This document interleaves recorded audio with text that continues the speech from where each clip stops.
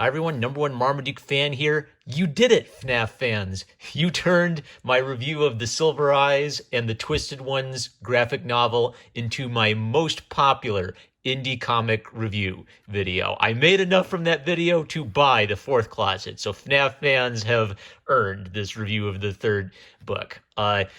This is going to be my spoiler-filled review. I will do a spoiler-free review in my one-minute super speedy reviews. That'll be on this channel and on my TikTok. But if you are watching this video, that means you have to be prepared for all Summa spoiler, all the spoiler. We're going to talk about the plot twist. We're going to talk about the entire series, everything from this book series that you might not want spoiled. We have to spoil because I want to talk about the whole book. So that was your warning. Go away now. All right. Are you FNAF fans gone? All right. So I think I'll start by saying what I think of the series as a whole, and then we'll go through this book and I'll talk about elements of it.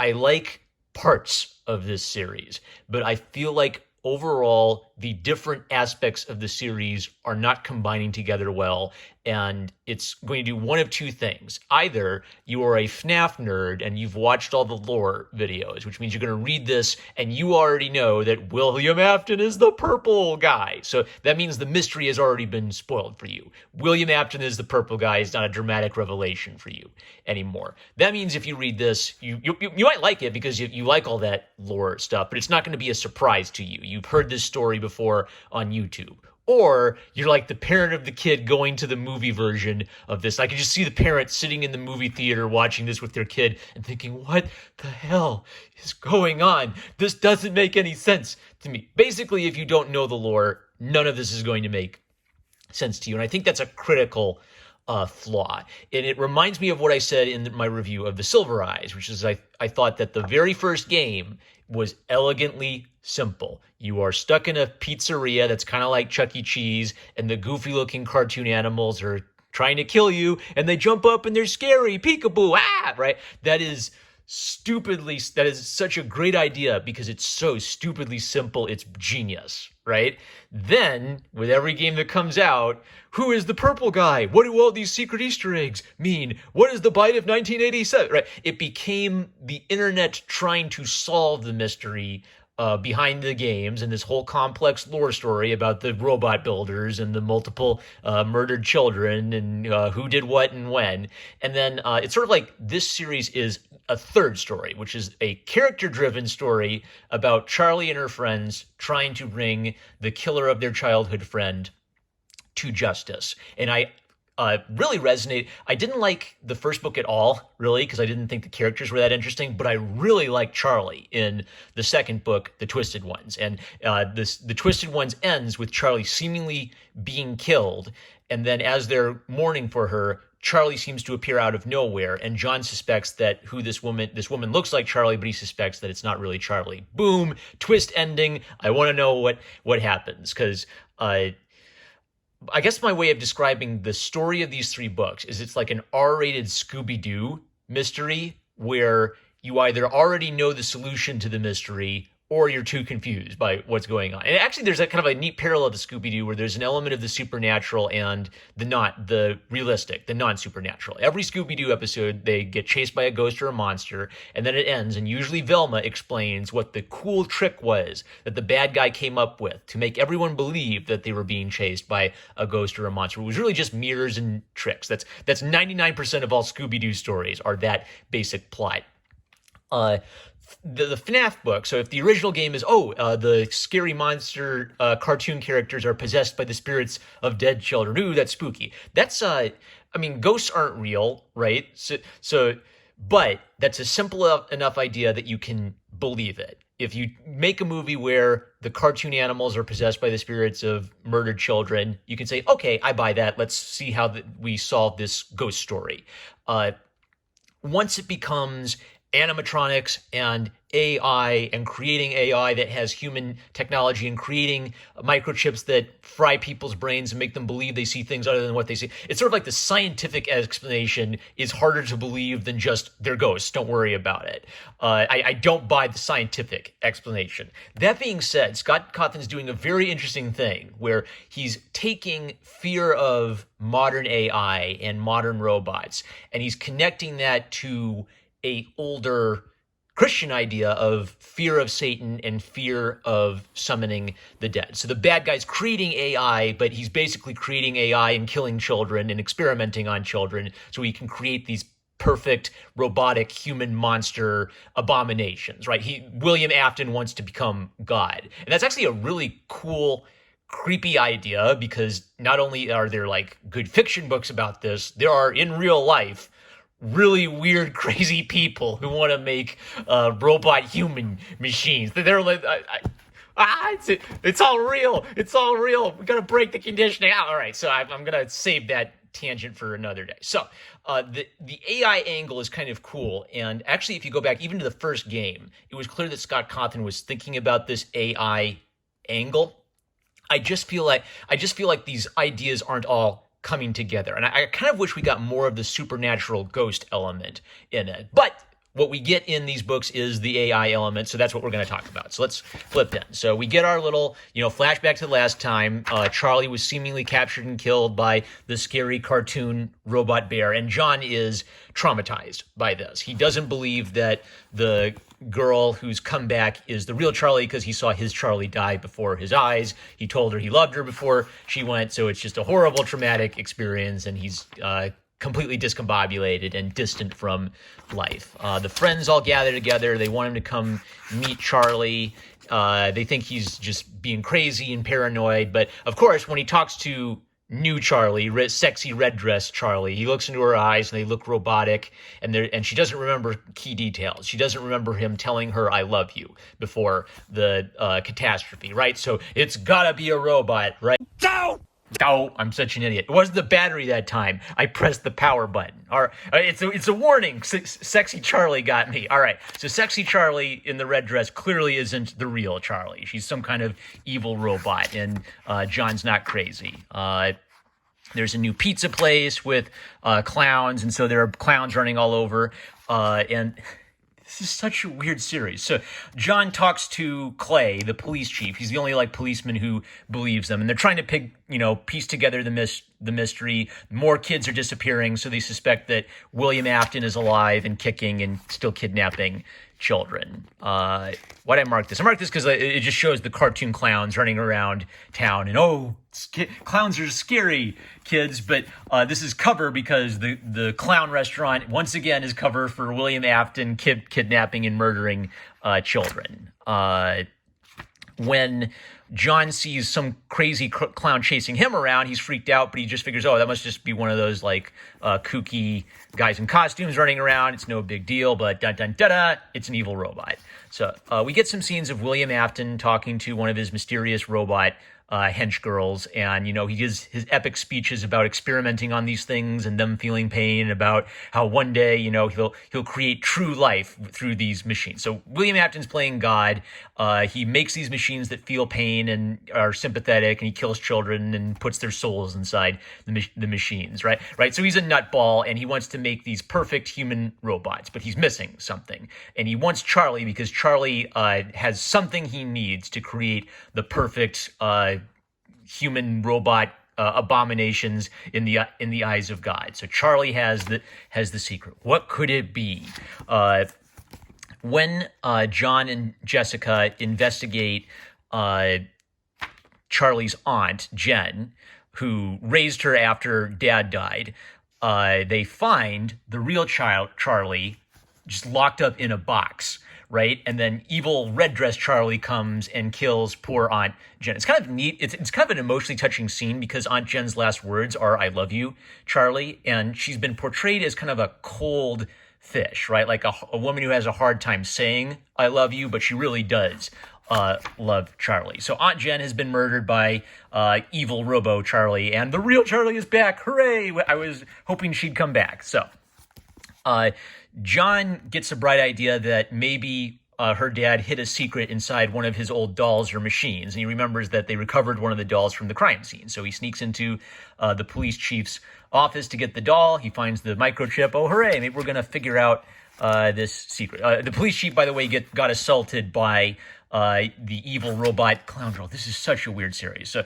the police chief got assaulted. He showed him his photographs and said, "No, look at the clues, look at the clues." And they figure out what the clue means. The clue is that evil red dress Charlie is always out of focus in every photo, which means she's not really there or something must be wrong. So, dun dun da.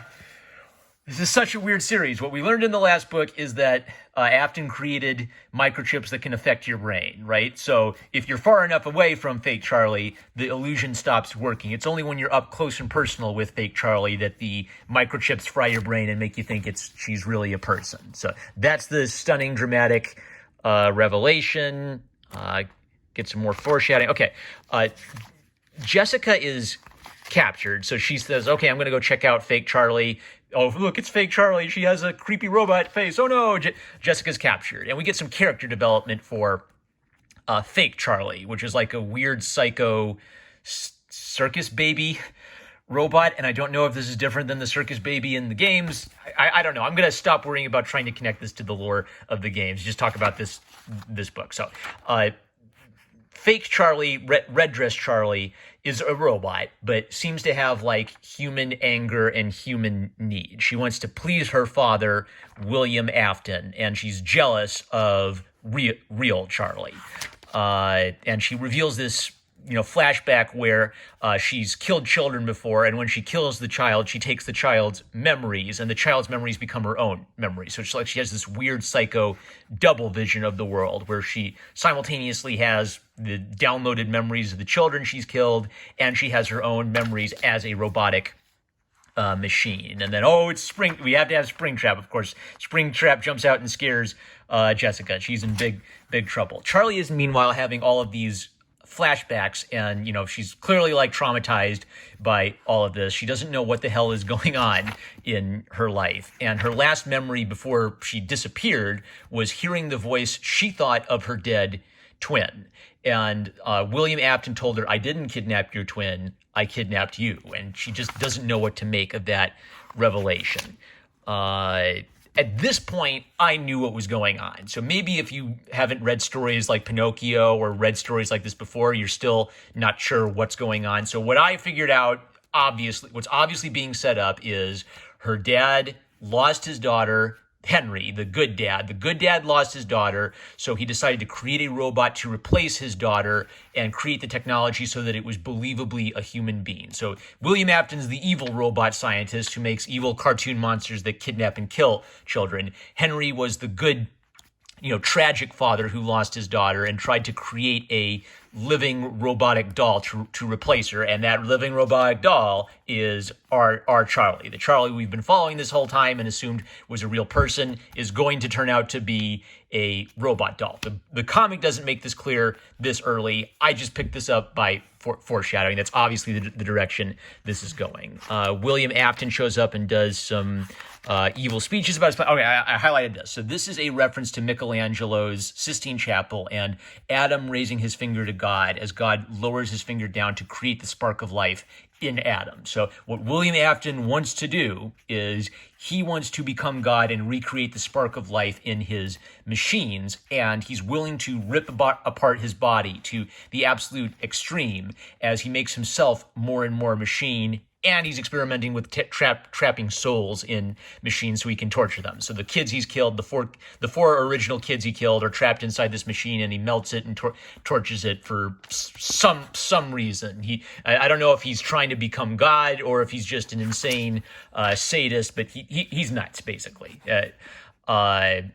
Justina sees some like ugly torture stuff as Afton tortures himself because he's kind of like a sadistic, masochistic nut and wants to make himself a machine. So I'm just going to skip over some of that because that's just Afton being a super crazy dude.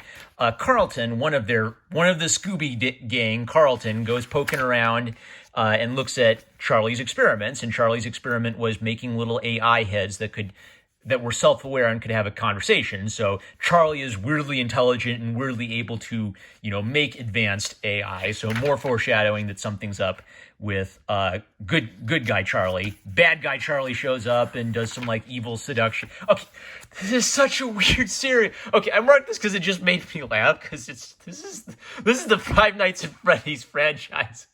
in 2 pages. There's only one way to be sure how you really feel, and she's gonna seductively kiss him, but she's got buzzsaws and she's gonna cut his head off. And so he presses the button on the thing that confuses her senses, and then she freezes, and she looks around, she says, Carlton? And look, she's even got like a befuddled expression on under the evil cartoon face.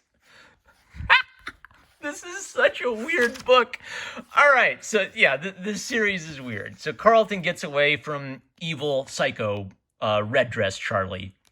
And Carlton and Marla, they put 2 and 2 together that, every time William Afton murders a bunch of kids, he creates a pizzeria as his cover for his operations. Maybe the new pizzeria in town is where William Afton is hiding and kidnapping kids. So Carlton and Marla sneak in and poke around. He's got the creepy robots.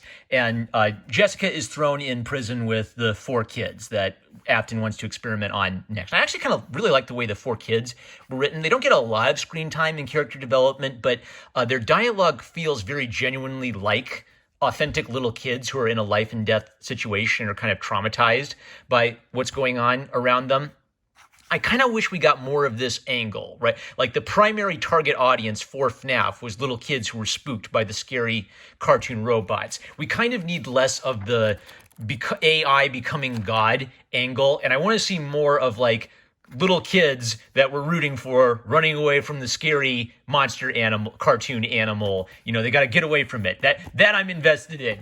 You go, kids, get away from the scary monster. So Justina simultaneously has to get these 3 out and then go back and try to rescue the 4th kid. So there's lots of running around and getting away from the scary robots and hiding. La-di-da-di-da. I got to skip ahead. Where is my next bookmark? All right. So everything builds up to Charlie, not real Charlie, good guy Charlie, who we just discovered is a robot, facing off with bad guy Charlie, who we've always known is a robot. And she, again, twist within twists. Earlier, we were under the assumption that she's serving William Afton, but she was created by Charlie's father. So her daddy issues are with Charlie's father, Henry. And it's sort of like, you're my little sister who I'm mad at, and you got the life I wanted to have, and I want to destroy you over that. You were his goofy teenager doll. I was supposed to be the final doll who would be a grown woman, but he never finished me because by the time he built you, he kind of realized this is pointless and died. So adult sexy Red Dress Charlie went mad because she was basically left alone in a workshop, turned on and self-aware, and never able to live her life. Okay, this part, I think I understand this, but it was a little confusing because of the art. So she starts sharing memories with her, and I think this is supposed to be William Afton based on his facial structure.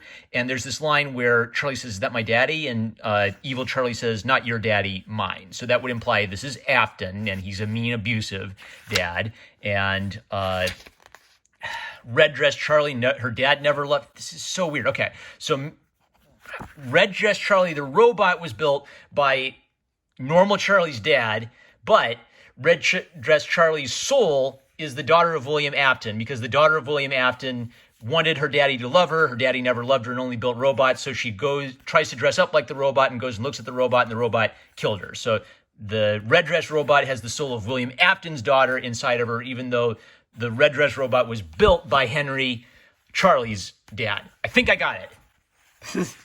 I don't believe this series exists. So Charlie's horrified by all of this, and we get now this is where what I guessed is revealed finally. Her dad, Henry, went crazy because his daughter died and built a robot doll to replace her. And okay, there's this weird thing about pregnancy. I think Scott Cawthon is doing this deliberately. So there's this continuing theme where the robots grab children and store them inside their bellies, which is like, a kid has nightmares about a monster grabbing them and swallowing them. It's like the wolf in Red Riding Hood. It swallows you and you're inside the monster's belly. And pregnant women have children inside their womb, but when you explain that to a little child, the child thinks of it as, there's a baby inside mommy's tummy, right? So it's like Cawthon's deliberately drawing on this kind of female body element to create a horror theme. The monsters grab children and put them inside their bellies.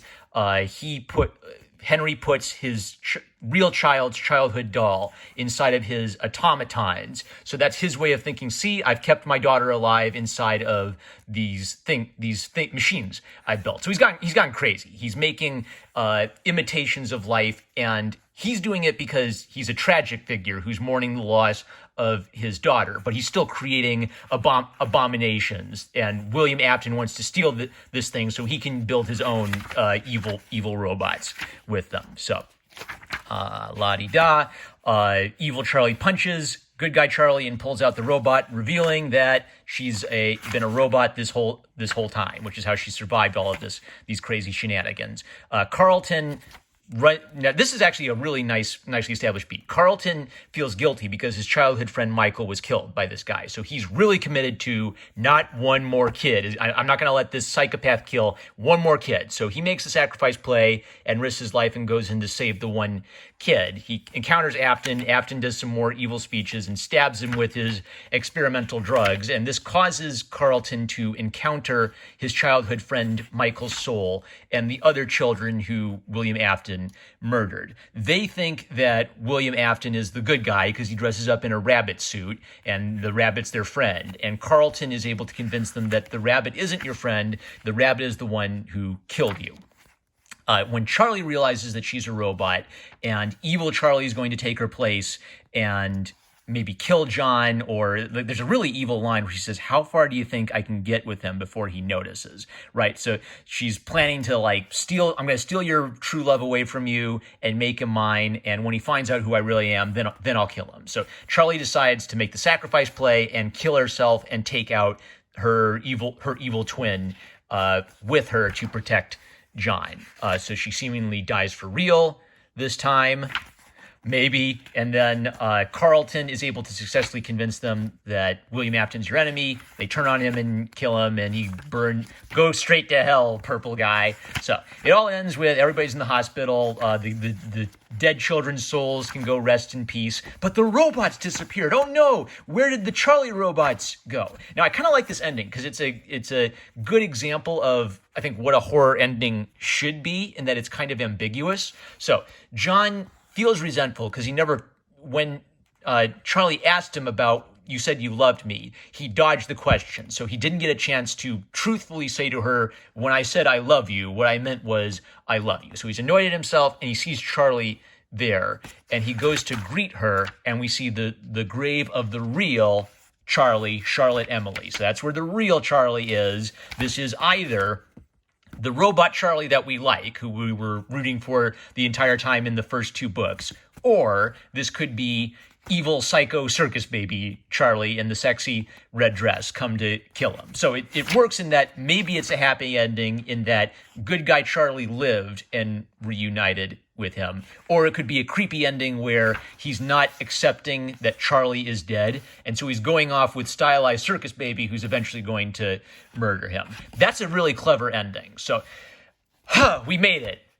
This is such a weird book series. So I like elements of it. There are bits and pieces of this that I think are genuinely clever, but the needless complexity of the AI, how the robots, and there are like 60 of these robots. Now, there are like as many FNAF animatronics as there are Mega Man robot masters. There are way too many characters. So if they ever make a movie out of this, I think they've got to dumb it down to they basically have to take all of the YouTube lore and say, we'll treat that as a source of general inspiration. But they got to throw that away, throw away all the YouTube lore and the 80 hours of conspiracy theorists piecing together this series, and then just get it back down to the basics of scary monsters chasing kids. We got to save the kids from the scary monsters. I think that's the heart and soul of this series, and all of the stuff that's kind of been tacked on after that. But I'm of divided mind. On the one hand, it's distracting and weird and confusing. On the other hand, I really like the theme of an evil scientist trying to become God and a gang of teenagers trying to stop him. I think there's a really good story buried underneath the needless confusion. That's it. We did it. Those are all the tangents. Next is the 1 minute review. Love you guys. Catch you later.